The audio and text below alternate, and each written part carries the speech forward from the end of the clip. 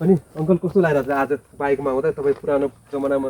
हिँड्या बाटो होइन एकदम आनन्द स्वर्गीय आनन्द चराचुरुङ्गीको त्यो आवाज कुहु कुहु किरिमिरी काफल पाकिरहेछ उतातिर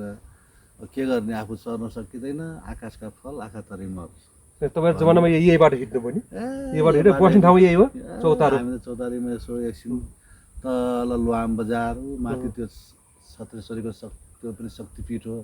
यहाँ देखिँदैछ है त्यो माथि पुरा छत्रेश्वरी देखिँदैछ यहाँबाट त त्यो हेर्ने यहाँ राजा पहिलाका भुरे टाकुरे राजाहरू फलाबाङ्गी राजाहरूले राज्य गरेको ठाउँ हो यो कति आनन्द डाँडामा आनन्द रमणीय ठाउँ छ बसिराख्नु तपाईँ त पहिला अब हिँडेर आउँदा कति आनन्द आउँथ्यो छारी पनि बस्दा नि अहिले त बाइकमा आउँदा यति आनन्द आइरहेछ के गर्ने भने चाहिँ है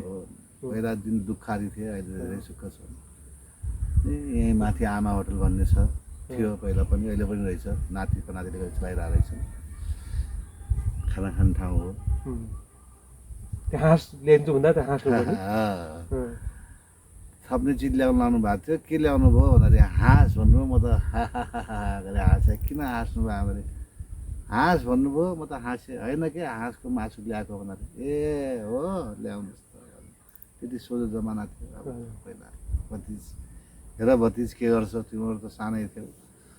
हामी हिँड्न पाएनौँ यो बाटो तिमीहरू हिँड्न पाएर तिमीहरू ट्र्याक्टरमै झुन्नेर गयो बरु होइन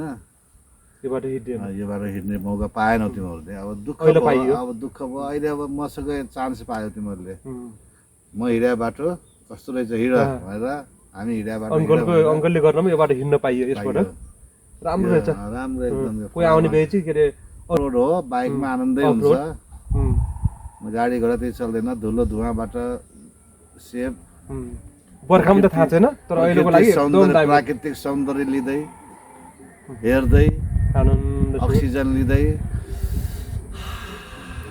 कति आनन्द छारी बस्दै यस्तो बर्फिलो रुखमा 100 वर्ष अगाडिका होइन पुर्खाले रोपेको रहेछन् हामी यसको